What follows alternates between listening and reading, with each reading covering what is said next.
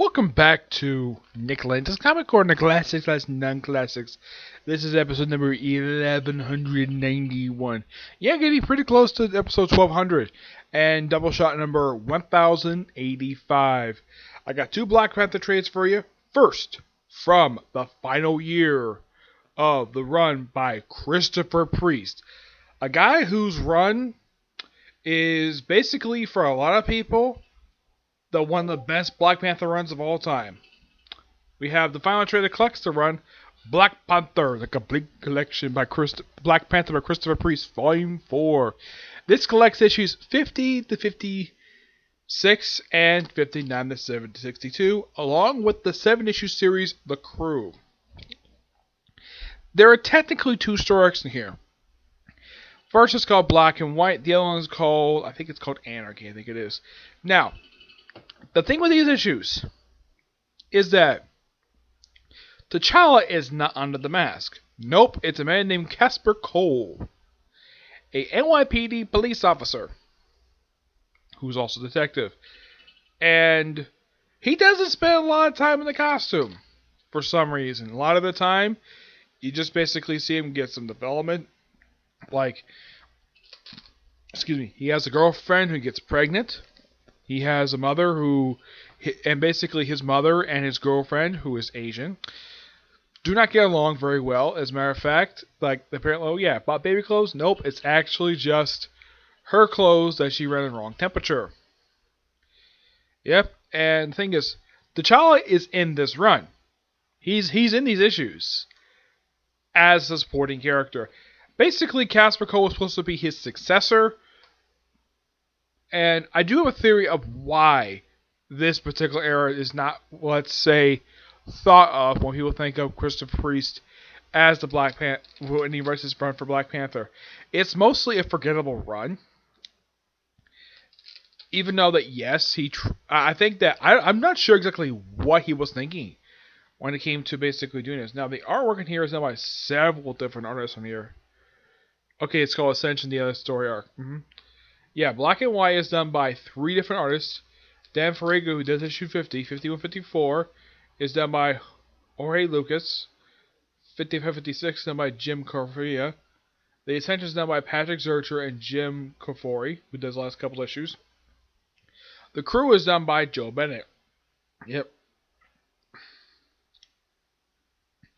Oh, and by the way, I should point out, though, they actually do have, what I got in here, they actually do have the cover. Not only the cover, but the way it looked. Yeah, it's basically like this. Yeah, the black and white storyline. This storyline is 7 parts long. Yes. Ascension is roughly just a quick little 4-parter that kind of ends this series. Yes, and the thing also with this particular run, in story, they were planning to make him a full-time Black Panther, even though he just took the costume, never officially became Black Panther. Unlike the case with Shaw Ray, that's what more fondly remembered. This is pretty much a forgotten run. Because I think for a lot of people that they think the run officially ended with issue 49. And these issues, a lot of people tend to pretend these issues don't happen because it's not T'Challa. It's not the traditional Black Panther people liked about this run. And it is something, though. Now, do I have anything wrong with Casper Cole? No. I think that in my opinion, if you wanted to debut a new character, fine. Why not just give him his own miniseries? Just have him appear as a supporting character, have him assume his own identity. He does do an identity later. But at the end of this particular run, we have him working with T'Challa basically as a partner. And that's it for the run. In the case of the Crew, mostly put for the Crew is just basically T'Challa bringing together a group of black superheroes to help out James Rhodes. And this I thought was kind of dumb for the run to do this. I have no idea why in the world the run did this for, but it did. Yeah, for some reason, and this I thought was very, very strange when it came to this particular run for The Black Panther. Let's see if I can find it here. Let's see here. Yeah, for some reason, despite the fact that he is supposed to be much younger in appearance,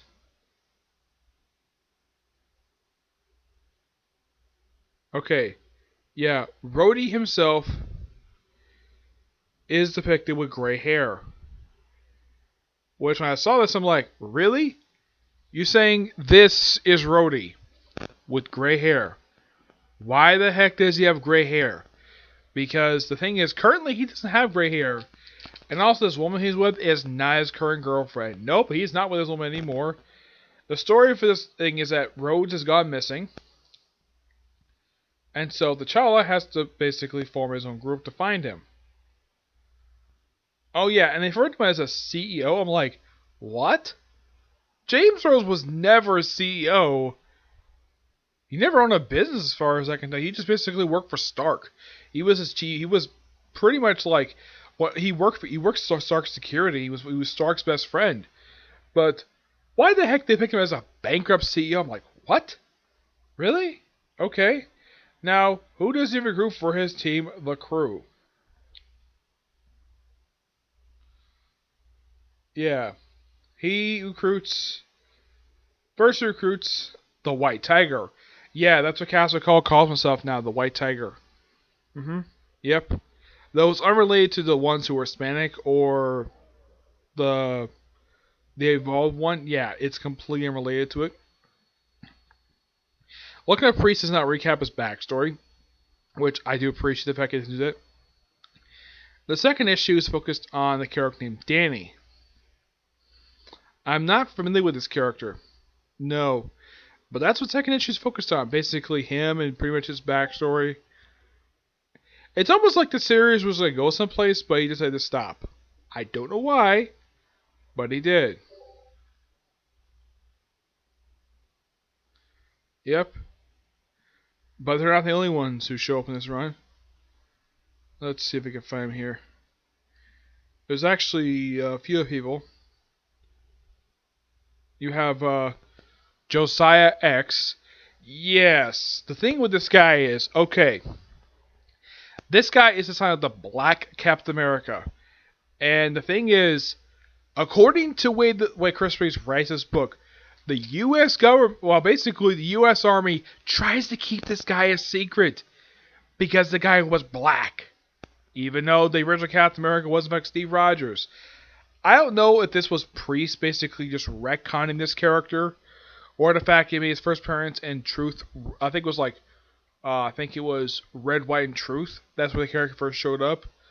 And like, if you're not familiar with this character, luckily enough, the writer himself does give the character's backstory. Yep. Oh yeah, and apparently, get this. The way it's written in here is that basically his mother's house is constantly watched by the U.S. government. Why? Never revealed. Why the heck they're even watched. Yeah, this house is watched. I'm like, really? Yes, in the book they never explain why this is. Why in the world is the house being watched? Also, when he was a kid, he at one point thought he killed a nun. Nope, nun's actually alive and well. And apparently he inherited his father's super solar syndrome. He apparently has got super strength just like his late father.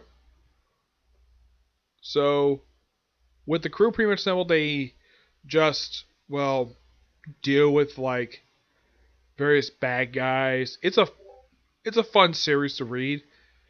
Except I do have some problems with it. Like, for instance, the whole thing with Josiah X. Like, he himself is an okay character. Don't have a problem with him. My immediate problem with the Crew series, I kind of feel as though that the series didn't have a proper villain. Now, at least James Rhodes is a cool character. He's a character I know of. Fine. Casper Cole, okay, fine. That's a character Chris Reeves created. Perfectly fine there. They do work with the Black Panther. But as for Josiah X and Danny, not characters I was familiar with. And here's kind of the thing, despite the fact being referred to as the Crew, they don't really assemble to issue 7. The final issue of the series. Excuse me. Yes. Unknown why. The thing is, Christopher Priest actually launched this book when he was doing. From what I can tell for the book, it looks like it takes place right after he concluded his run for the Black Panther. That's what it looks like, anyways. The crew itself is fine. I have no problem with the crew. It's just that I kind of felt as though he was building towards something, and it's like, okay. And you read it, and you're left with so many questions. Aside from the character of Josiah X, like, the character of Danny, barely know who this character is. At least in the case of... Now, my only problem with this series is that the artist depicts James Rhodes, and the way Christopher Priest writes him. I don't have a problem with how he speaks. No, that's not the problem.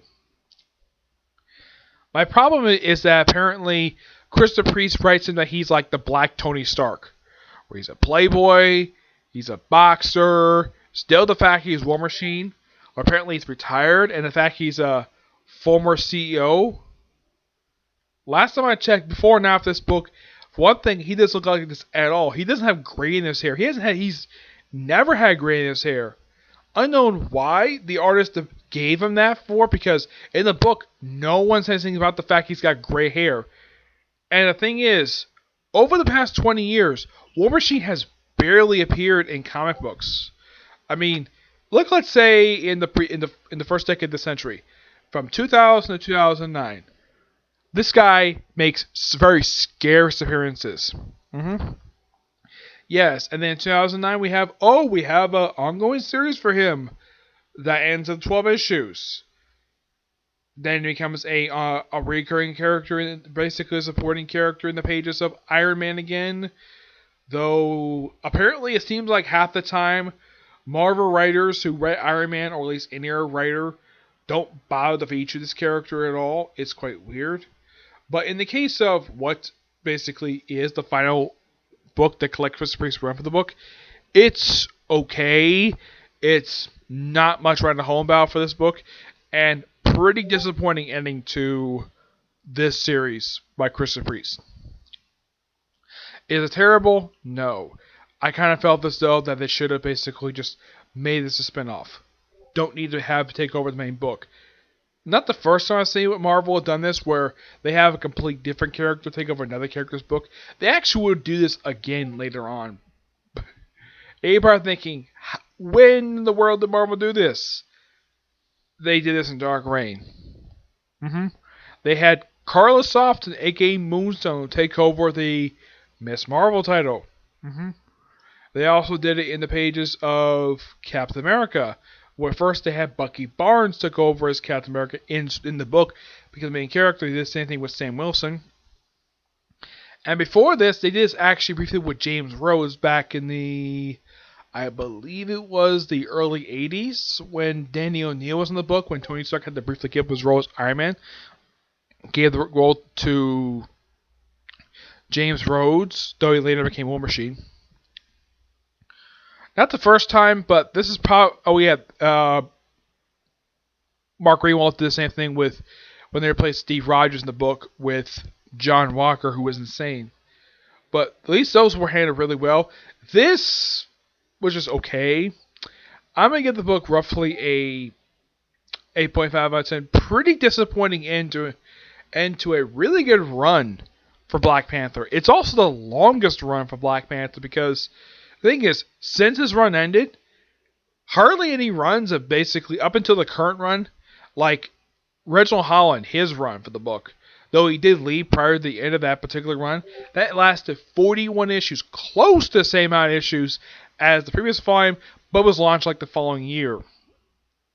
Yes, I thought that was kind of weird, the fact that Marvel did that, but yeah. As of right now, Christopher Priest, I'm done with basically reviewing his run for Black Panther. I mean, the book itself was actually pretty good, up until issue 49, when they had T'Challa give up the role of Black Panther. I think that in the case of the last 12 issues, well, at least the last 13, it's really, like, not much there when it comes to Christopher Priest. And it's almost like what was the whole point of these last issues they did for the book? Who knows? Alright, moving on to basically current Black Panther, by Ta-Nehisi Coates. Black Panther, volume, I believe this is volume 7. The Intergalactic Empire Wakanda, Book 2, collecting issues 7 to 12. Yes, still the same writer, with Kev Walker on the artwork, though he does issues basically 7 to 11. The final issue, 12, is done by Jen Barton. Mostly put for these issues, it's basically Black Panther still in space. Of course, they give a recap of the Intergalactic Empire Wakanda, where apparently it's on the other side of the galaxy. Yeah, it's going to put a space version of Black Panther. And throughout this whole thing, it's just basically T'Challa basically like flirting with the alien woman, despite the fact he always got a woman on Earth. And he's basically, despite the fact he's supposed to be king, and the guys with him is like, "Oh wait, I'm not king." He's like, "Yeah, you are." So they argue back and forth in the book, and it's just most like a big sci-fi fair. And by the end of it, he does finally arrive on Earth. What they at least can appreciate though for this book is that basically Black Panther, they do give a description of who these aliens are, which do appreciate that. This book, I believe, offers a return to one character who was actually dead. Yeah, he was dead. Mostly have exploration for this one. Nothing really big like he did before. Like, basically lots of fighting, well, small skirmishes. Nothing really, like, just, lots of exploring alien species, stuff like that. It's almost like watching Star Trek, but very bland Star Trek. Yeah, just basically him, like, just going through various places, trying to reclaim his memories as Black Panther.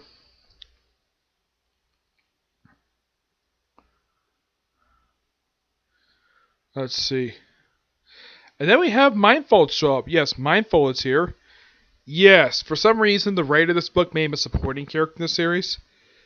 Unknown why, despite the fact this character has got literally nothing to do with the Black Panther. He is a character who was created by Jonathan Hickman, and he was an Avenger, and now he's in a Black Panther book because, well, probably because the writer liked the character so much. And T'Challa is starting to remember his memories. Yeah, he remembers he remembers everything. He remembers basically Killmonger, Shara, his wedding to the gorgeous Storm, the Fantastic Four, and Claw, the man who murdered his father. Yeah, they kind of and also stuff with the McCrane Crystal. Yes, the McCrane Crystal from the X-Men comics appears in here because they're in space. Why not? Despite the fact they don't really count to the Shi'ar in here.